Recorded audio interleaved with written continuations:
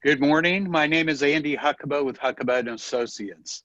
I serve as chair of the Lenexa Chamber's Legislative Committee, and it's my honor to moderate today's forum featuring the candidates for the Kansas House District 17, which includes parts of North Central Lenexa, Central Shawnee, and part of Lake Quivira.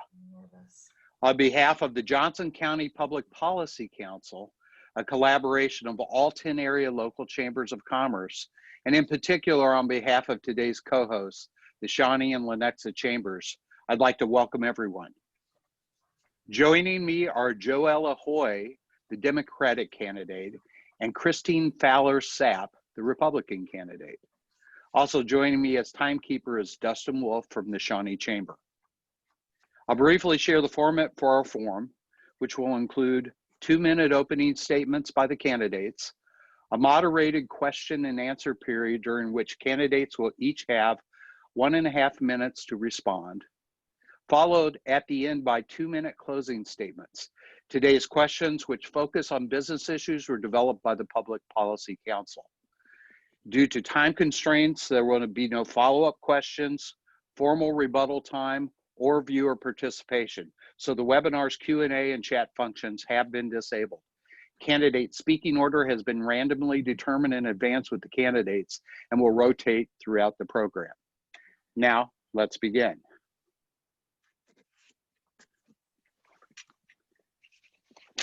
So we have the draw. Joella Hoye will be candidate number 1 and Kristine will be candidate number 2. And that was a random drawing. And we will start with our opening statement. So Joella.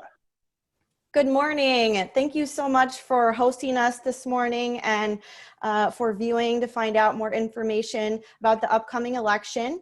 My name is Joella Hoye. I live in Lenexa with my husband Brian and our son William. William attends public school at Rising Star Elementary, and he's actually got 3rd grade art class going on around the stairs here in the family room. And we really are happy to be a part of this, so thank you. I am a public servant, community volunteer, advocate, and leader working for a safe and equitable pandemic response, the education funding that provides the best public schools for all Kansas kids, access to affordable health care, and sensible gun laws that save lives. I have seen firsthand what can be accomplished when moms make their voices heard in Topeka. I've spent a lot of time at the State House over the past few years, and I am running to keep fighting for the health and safety of our families. Thank you. Thank you, Joella. Kristine, your opening statement, please. Okay, yeah, thank you all very much for having us and putting this together. I'm Kristine Sapp, obviously running for Kansas House District 17. I've lived in District 17 for nearly 35 years. I went to Shawnee Mission Schools. My mother is still an employee at the Shawnee Mission School District, and she's actually the last of the originals at her elementary school. My husband and I have 3 kids, 15, 14, and 9. We are active parishioners at Holy Trinity. We've been there for 12 years. Prior to that, I was at Good Shepherd.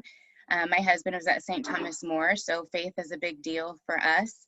I am extremely active in the community. I have chaired several fundraising galas for nonprofits. We sponsor and donate and volunteer as much as possible with groups like Bridging the Gap, Sunflower House, obviously Catholic Charities. I am a realtor, and I have owned a business since 2003. You know, the unique thing about being a realtor, you know, the obvious of we're always, you know, looking to bring people, you know, together in agreement when they're up on the opposite sides. But the biggest thing, and I think people don't realize, is as a realtor, we are involved in huge life decisions.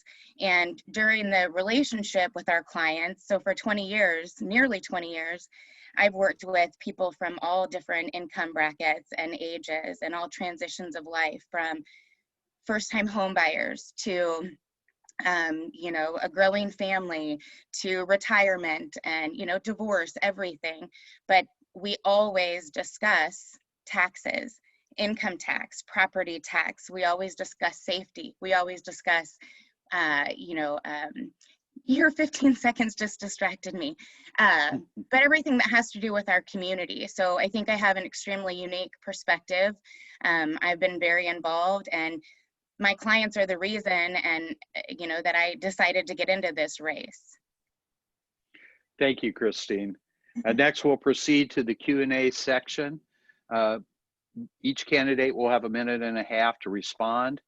And we start our first question with Kristine. Question number 1, as a candidate, what are your top 3 policy issues? So it's hard to limit it to 3, but like I said, my clients and talking with them is the main reason. There's several other that are equally important, but the economy and getting us back going. Small business owners are still suffering. The stimulus money, the unemployment, that's going to end, and we're not going to be able to get back on our feet until we get people back to work at full capacity safely. Healthcare is super important to me. I do believe that there is a need for healthcare for Medicaid expansion, but I do think that we need to fix problems that are there before we add people. I think we need to figure out how to get a better private system with more competition. More competition will drive prices down and increase the quality of care. And then education is extremely important to me as well. Like I said, with my mother being in the school system, my mother-in-law being in the school system, my my neighbors, the property values, school has been a huge conversation for 20 years. So I want to make sure that we have amazing public schools in Kansas. So those are my 3. Thank you. Thank you, Kristine. Joella, your top 3 policy issues. Yes. Starting with a healthy Kansas, and I believe that is a healthy economy and healthy Kansans. This pandemic has created even more of a need for access to affordable health care and protections for pre-existing conditions. And yes, Medicaid expansion is a part of that. Now more than ever, we need to make sure that that Kansans stuck in the coverage gap have access to that care. Also, excellence in education. We have been underfunding our schools, and we need to keep our commitment through 2023 to be able to have that funding that gets us in line with the Gannon decision. And that is a huge priority issue for me. I volunteer on the Rising Star Elementary PTA board. I'm in charge of fundraising there. And I see firsthand what that underfunding has done, because Shawnee Mission Schools lost more funding. The Kansas lost more Title I federal funding than any other state last year, due in part to underfunding our schools. And a personal passion issue for me that I've been very involved with building bipartisan support for over the past few years is sensible gun laws that save lives. Thank you. Question number 2, and Joella, this is you, since we're rotating. How would you propose to balance the state budget? What specific budget cuts would you support? And what revenue enhancements would you consider, if any?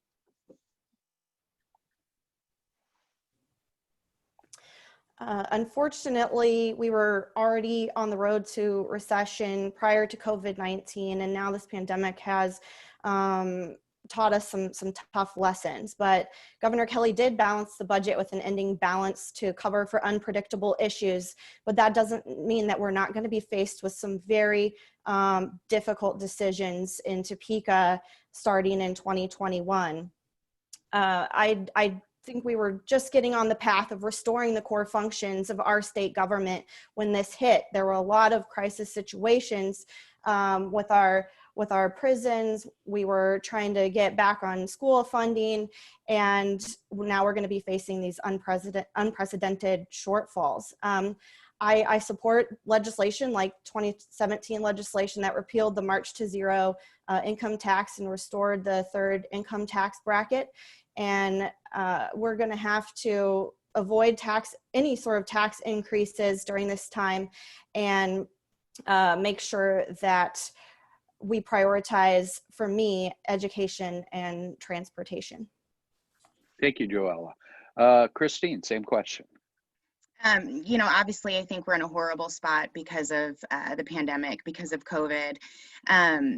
You know, we are never going to be able to recover. We're not going to be able to get our feet, you know, under us unless we get the economy going. I don't think that we can, you know, raise taxes right now. The only way to really enhance the revenue is to get people back to work, get money back in their pockets, get them out back into the, you know, community, spending money, supporting these businesses, and starting that cycle over. You know, I know we need to maintain, you know, funding for the core services.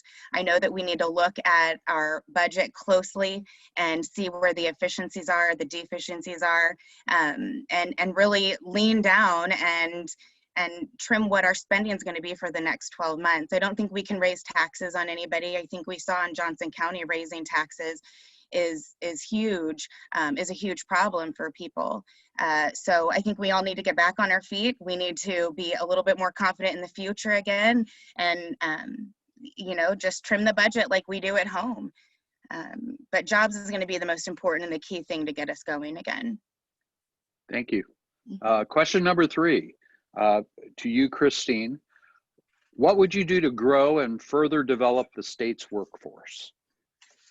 You know, the workforce, the Kansas Promise Act was a really good program, and unfortunately it was vetoed. You know, and unfortunately it's disheartening because it has to do with our college students and our children, and it has to do with the workforce, and those are the two groups that have suffered during this pandemic. But I think we need to get that back on the table and get that voted again. It's a great program. It links college, it gives scholarships to, you know, these attendees that are going to stay, you know, stay in Kansas. We know that people stay closer to the universities and the schools that they graduate from. So if we can provide these scholarship opportunities and match these businesses with these employees, then that's going to grow the workforce. But we definitely need, COVID's not the end. We still have a future. We still have children. We still have graduates. We still have an economy that we need to think of. So that's going to be really important to me, is getting that program back on the table, and hopefully it doesn't get vetoed again. Joella. Yes, I'm supportive of hands-on learning opportunities and apprenticeship programs. I think that an example of this that enhances STEAM opportunities and trains students is the Shawnee Mission School District Biotechnology Program. They have a number of programs that provide training for students that can get them directly into jobs or into post-secondary programs to continue their learning and increase STEAM opportunities, and prioritizing those programs and extracurriculars is really important. I think it's also important to work with our businesses to connect with students to make sure that high school students are career ready if they wish to enter the workforce directly. Another component of this is transportation. If we've got trained workers and they're not able to get to work, that also poses a problem. So I just really want to keep bolstering these types of apprenticeship programs in order to have that career readiness should students choose to go directly to the workforce. Thank you. Question number 4 to Joella. What are your views on K through 12 public education funding?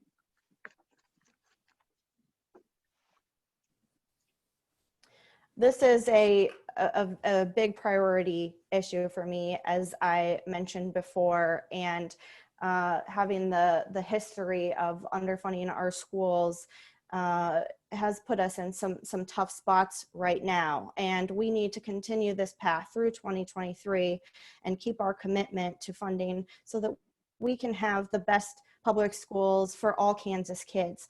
Our school boards, our administrators, our teachers, the staff, our students, they're adapting to new ways of operating, new ways of getting the classroom out to kids, and they need help and assistance. Shawnee Mission School Districts is helping with the access to Wi-Fi for students who are at home and needing learning. We have a federal program to get meals out to students. And these are basic things that we have to address right now, but we don't want just the basic in Shawnee Mission School District. We want the best. And I know there's going to be a lot of budget concerns, but we've got to keep our kids and public education at the forefront when we're making our priorities at the state level. Thank you. Kristine. Yeah, so the question, it was views on K through 12 public education, right? Yes. Okay. Like I said at the beginning, this is really important to me for a multiple of reasons, because I have children that do, use some of Shawnee Mission School District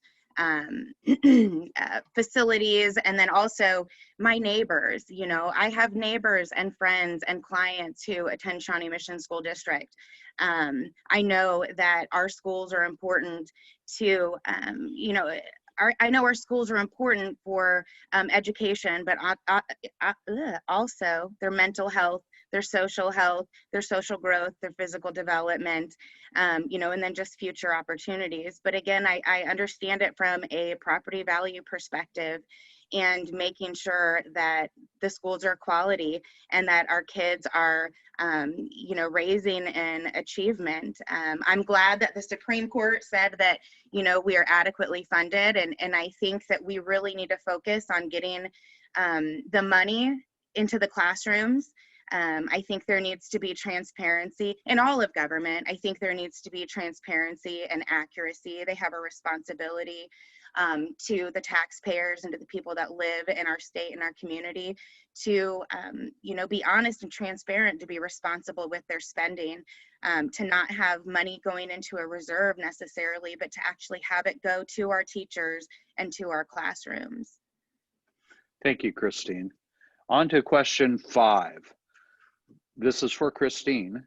What types of economic development policies will you support to encourage job growth and business expansion in Kansas?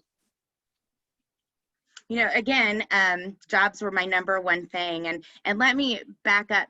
During this, I was considered, and I hate the word essential, because I think we're all essential. I think we all have the right to feed our children and go to work. And but my job was essential, so I could still work. And what, kind of triggered this for me was the calls I was getting from my clients, and they literally were, what do I do about forbearance? What's a foreclosure? Can you even do a short sale right now? And so again, the economy is huge to me, and getting people back to work is number one. But then also to grow our workforce here is to get rid of the burdensome regulations. I know that we've got licensing issues with reciprocity, and it makes it difficult for people that have professional licenses to come to Kansas and work quickly. And then I also think that we need to change our tax business. We need to change the taxes on, the corporations. We are higher than most of our neighboring states, so we're not near as attractive as going to those other places. So I definitely think we need to look at all three of those things. Thank you, Kristine. Joella, same question. Yeah.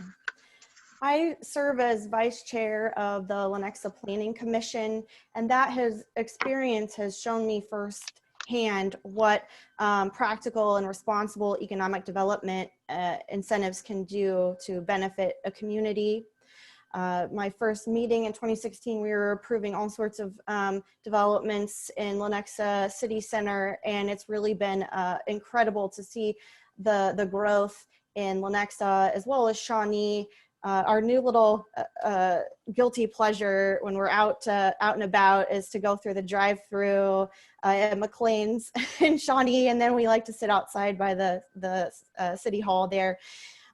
Just seeing these things happen in our community is a very positive thing, and the economic and that commitment to a positive business climate and these incentives, they pay off by creating jobs and revenue.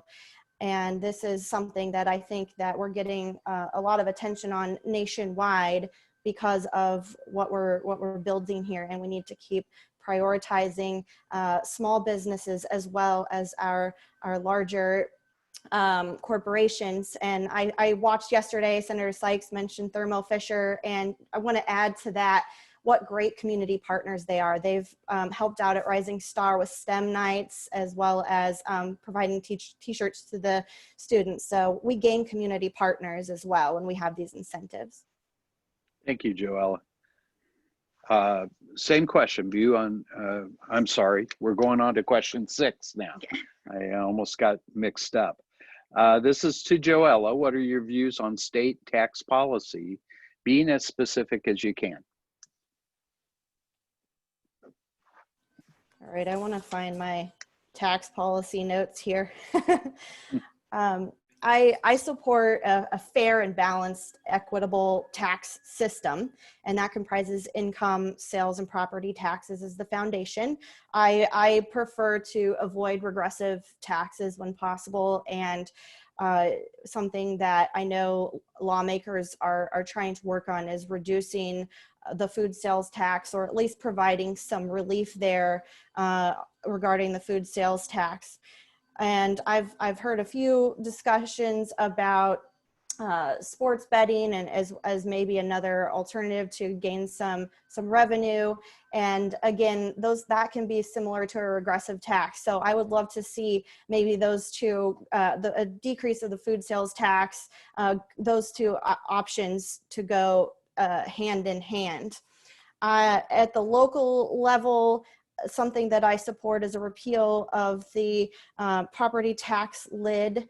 That can be a big problem, especially now when communities are trying to figure out shortfalls. Certainly nobody wants to increase taxes, but if there are new plans in place, we need to allow those local governments to make those decisions. And I'm going to wrap up there because I'm running out. Great. Thanks, Joella. Kristine, same question. Yeah, I mean, my view on taxes and our state tax policies, again, like I said, with kind of the school budget and the school funding, is I think our tax policy is not very transparent. It's not very responsible. We need responsible reporting. We need responsible spending. I know we're growing government at a rate that is pretty ridiculous. But the second thing I think of when I think of taxes and my views on it is, seniors and middle class are being taxed out of Johnson County.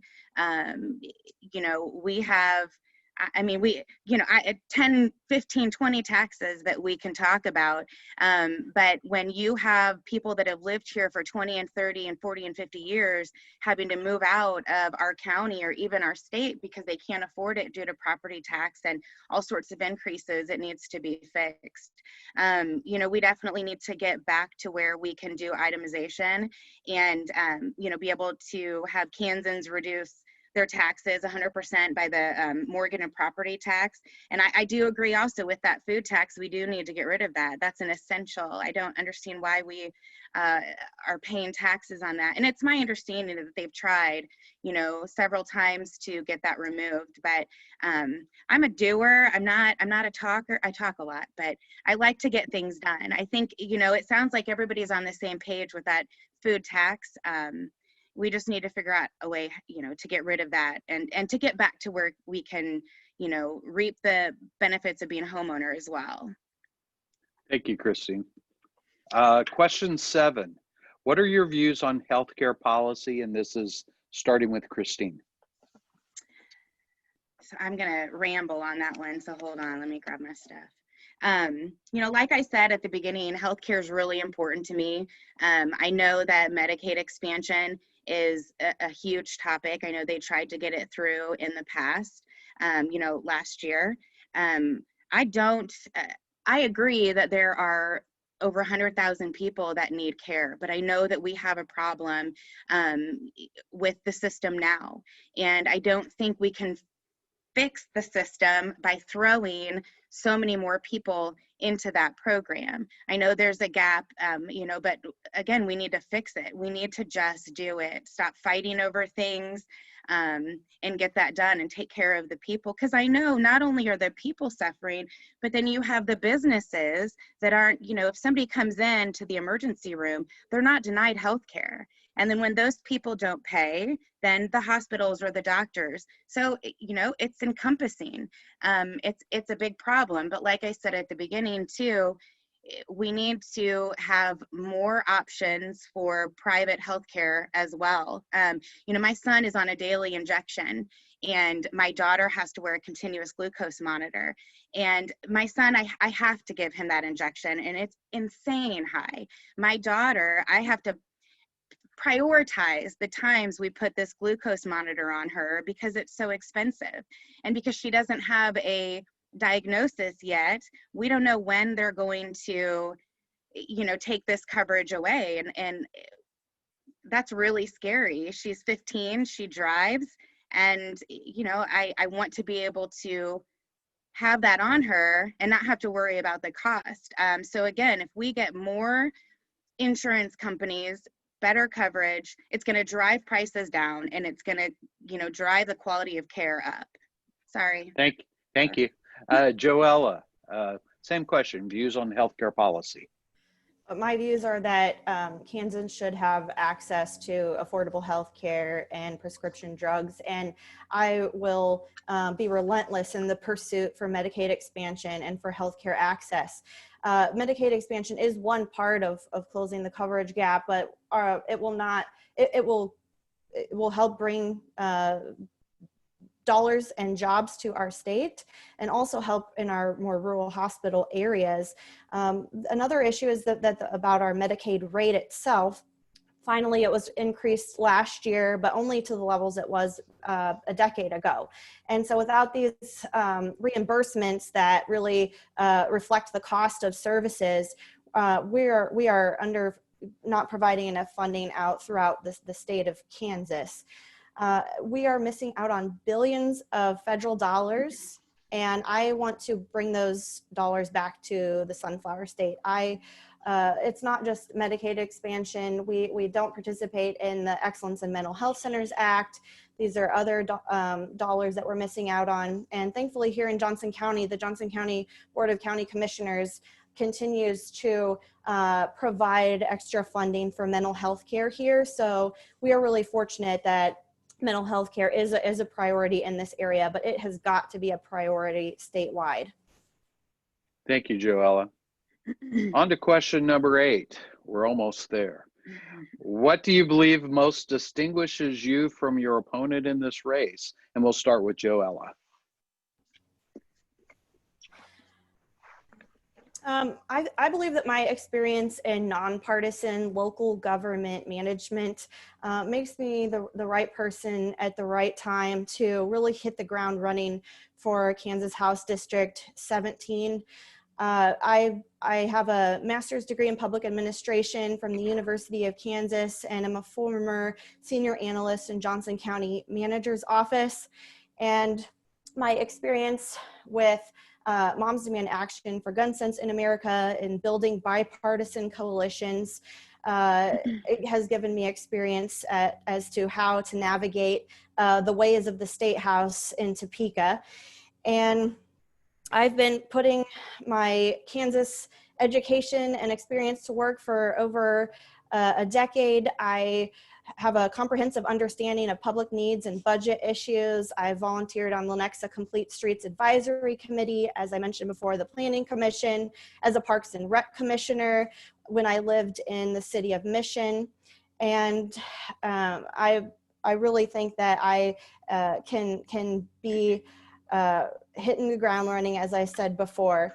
I have support from Casey BizPack and have experience working with the business community and constituents through all of my previous public service. And it would be my honor to represent Lenexa, Shawnee, and Lake Quivira in Topeka.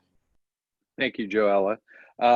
Kristine, same question. What do you believe distinguishes you from your opponent in this race? Well, like I said, I'm basically from here. I moved here when I was 6 years old. So I'm from here. I'm raised here. I was raised, you know, in this community and these faith communities with the neighbors that are still here today. I am not in this race for, you know, to be a politician. I was tired of hearing myself complain over and over again in March and April and May. And, you know, the one thing that COVID really taught me, and I think taught a lot of people, is we really need to pay attention to our local officials and to our state officials, maybe, you know, probably more so, and I think more so than the national politics.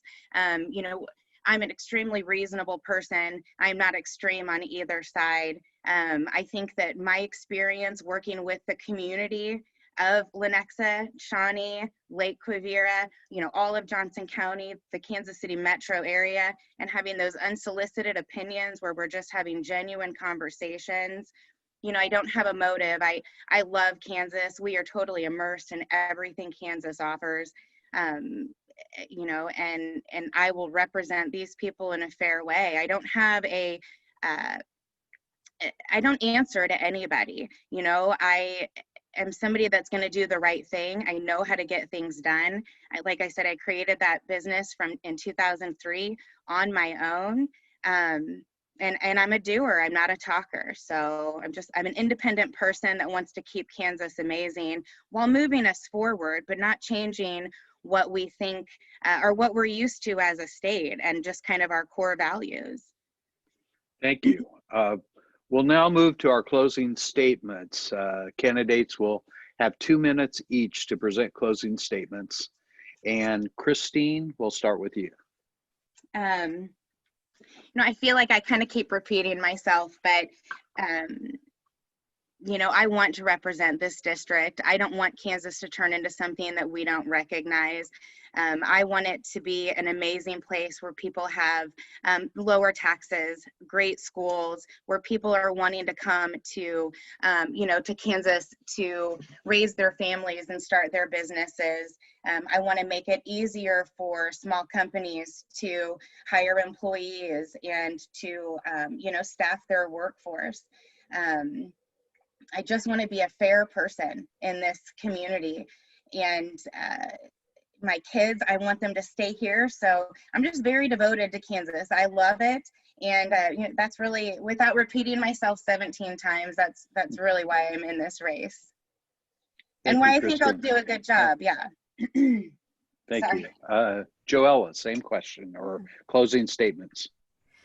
Well, the health and safety of Kansans has always been a priority for me, and I did enter this race well before anyone had the notion of what a global pandemic would be like. And it has really increased the urgency of this election and the importance of electing somebody who will not only carry on, but will continue building bipartisan coalitions. I think Governor Kelly has had a strong response to the pandemic. I will not work to undermine her authority.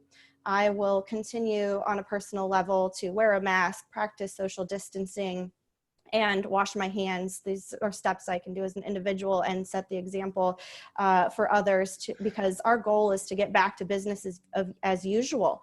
And we can't do that until we can do that safely. And so keeping encouraging that individual responsibility there is important. And I just again, the urgency of this election is not lost on me, and I'm going to keep working hard on behalf of Kansans to keep that a priority. Thank you. Well, that concludes our forum for Kansas House District 17, featuring candidates Kristine Fowler-Sapp and Joella Hoye. On behalf of the Shawnee and Lenexa Chambers of Commerce and the entire Johnson County Public Policy Council, thank you for participating in today's program and providing voters with this important opportunity to hear from you. This forum has been recorded and will be posted on the Public Policy Council public nonpartisan voter website, www.votejoco.com, where you'll also find more information about the candidates, videos of other candidate forums, and advanced voting details. And with that, we're adjourned. Thank you. Thank you.